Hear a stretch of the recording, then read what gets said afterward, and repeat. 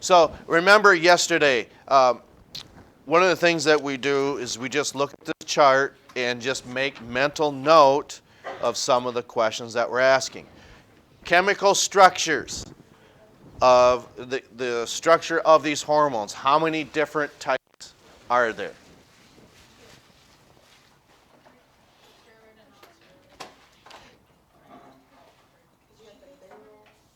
Three, yes. I had to think about that for a moment. You have cholesterol-based, which are steroids. Then the non-steroids are composed of two different types. What are they? Well, those are the classifications on what they do, not the chemical structure. You think of two different things. Amino acid-based, polypeptide-based, and there's actually four. Okay? There's polypeptide/amine-based hormones. How many are those polypeptide amine-based hormones? There's only two. So remember, when you're looking at this chart, why is it significant that one is stacked upon the other?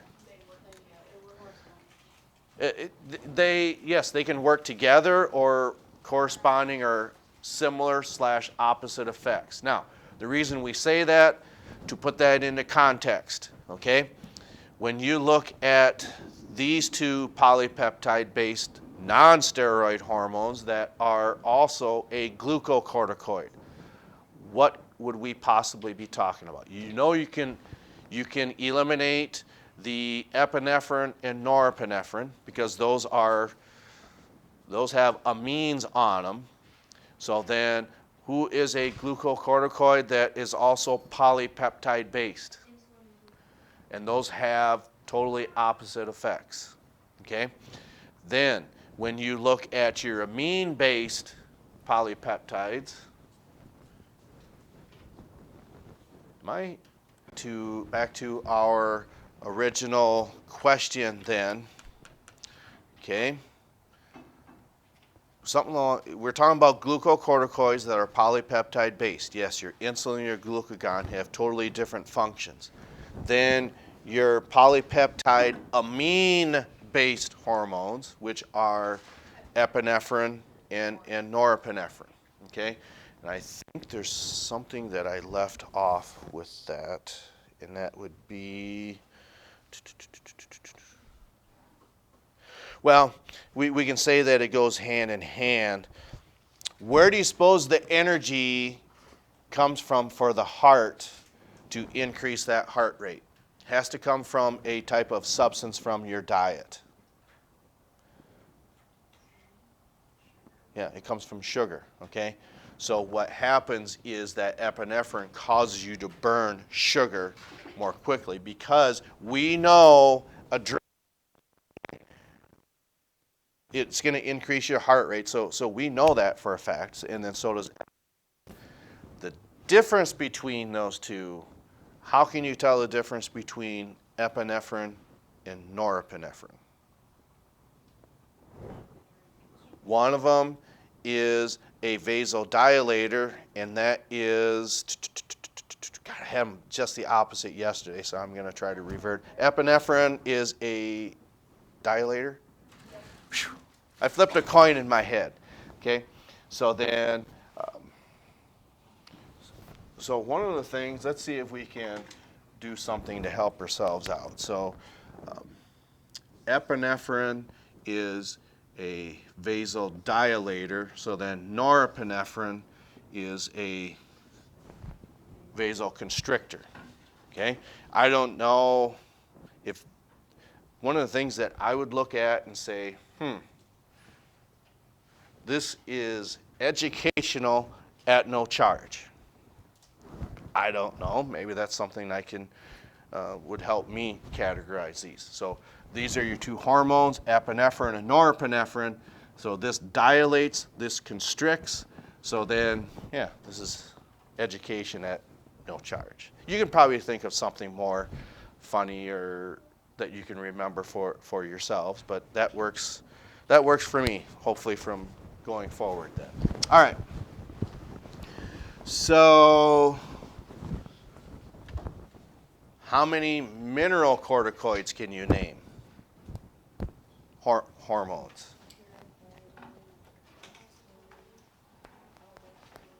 Okay, so there's 3. Okay, so that would be right. You said your calcitonin, your parathyroid hormone, and then also your aldosterone. Okay? Yes? On the growth regulators, is that polypeptide? Okay, the growth regulators. Okay. That's amino acids, sorry. They look like cues for a second. Yeah, I know. I probably, not that I make fun of people for writing really, really small. Here, I do the same thing, but this was by choice, not because it's by every time. Yes, the growth regulators are amino acid based. Your somatotropin and your somatostatin, I think is what it is. Okay.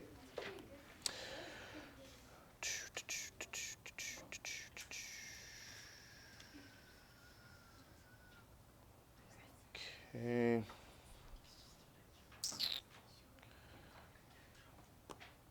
So then, I was just looking in the wrong spot. How many glucocorticoids are there?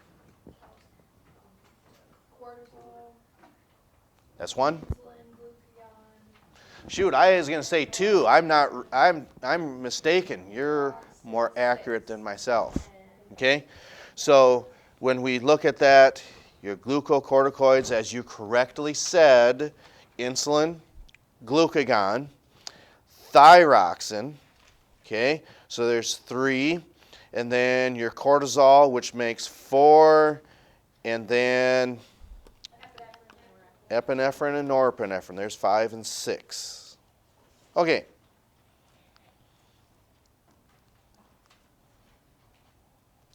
Okay.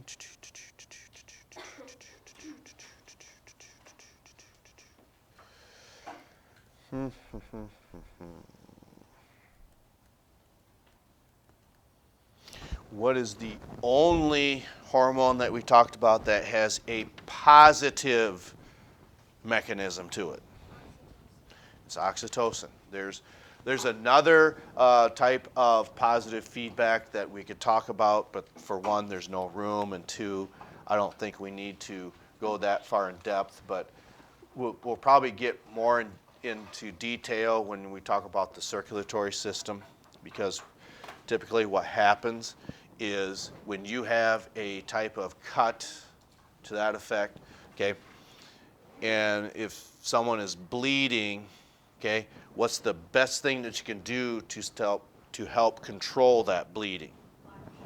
You got to apply pressure to it, because what happens is, okay, your body's producing lots of thrombin, which is a type of protein, but that is really being accelerated.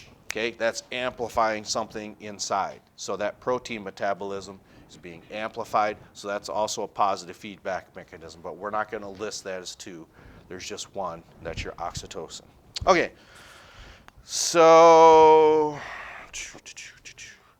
there's perhaps more that we could go over, but we want to save that for another time in another place. I think what I want to talk about is your thyroid stimulating hormone, or TSH, okay? It's polypeptide based. What is the function of TSH? Okay, so it will almost any type of thyroid hormone, but the one that we really, really want to spend time on is which hormone? Thyroxine, that's right. Okay, one of the aspects that's kind of unique about the body, okay, we don't get a whole lot of energy from T4, okay, and we'll look at that chemical structure tomorrow. It just means that on a benzene ring, oddly enough, that's some biochemistry that we're talking about. If it is T4, there are 4 iodines branching off of that ring. That's why it's called T4. T3 then actually has 3 iodines branching off of there.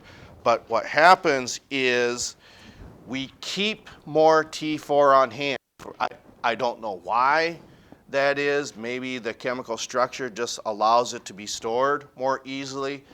But if we get more energy from T3, which we do, that's your actual thyroxine. Okay? Is it difficult to elevate our levels of thyroxine? The answer is no, because what does it say about T4 on here when you see that?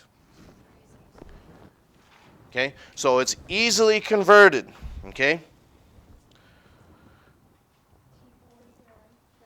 High concentration. Yes. Okay.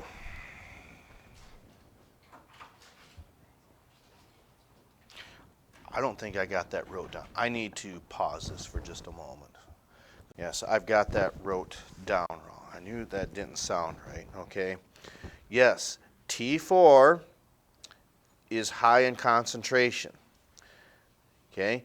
I just got the numbers backwards. T4 is easily converted to T3, okay? So just make a mental note of that. Hopefully, and I would suggest if you have some correction fluid, maybe utilize that or some whiteout, okay? Wait, so T4 is high concentration though, or that's T3? Yes. So this one, no, I already got that fixed. I asked, that's all you Okay, so yes, we keep a lot of T4 on hand, but it's T3 which is way more potent. We know that because what is the function of thyroxine? It affects what type of metabolism? Yeah, which is carbohydrates, which is sugars. That's not the only type of metabolism though. What else does thyroxine do? Yeah, it accelerates protein synthesis, which means you're making proteins. Proteins are enzymes, so that's another way. If you have a dysfunctional mechanism there with your thyroid gland, your energy levels are just not going to be very high. Okay, so tomorrow when we have you walk into class, make sure we grab a book, and then we'll start wrapping this up for this week, and then we'll continue our review next week because we have your exam a week from tomorrow, correct? Or the 21st, I think, is your exam in here. That's 2 weeks. Did I say next week? Yeah. Okay, didn't I say 2 weeks from tomorrow or the 20th? You said Okay, a week. Okay, so we'll make that correction. 2 weeks from tomorrow, or the 21st. Okay. So, that's, again, where we will stop. We'll pick up with this tomorrow. We'll catch up to you next time. So, one of the things, just, again, try to make mental note of some of the questions that we're asking on here, okay? And then that will certainly serve you well, along with the functions of these hormones is vital. Please make sure you know the functions of these hormones, and we'll see if epinephrine, what does that do? Is it a vasoconstrictor or vasodilator? Okay, that must mean that your norepinephrine then is a vasoconstrictor. Yeah, no charge, right? All right, so that's enough for today. Again, we'll catch up to you next time.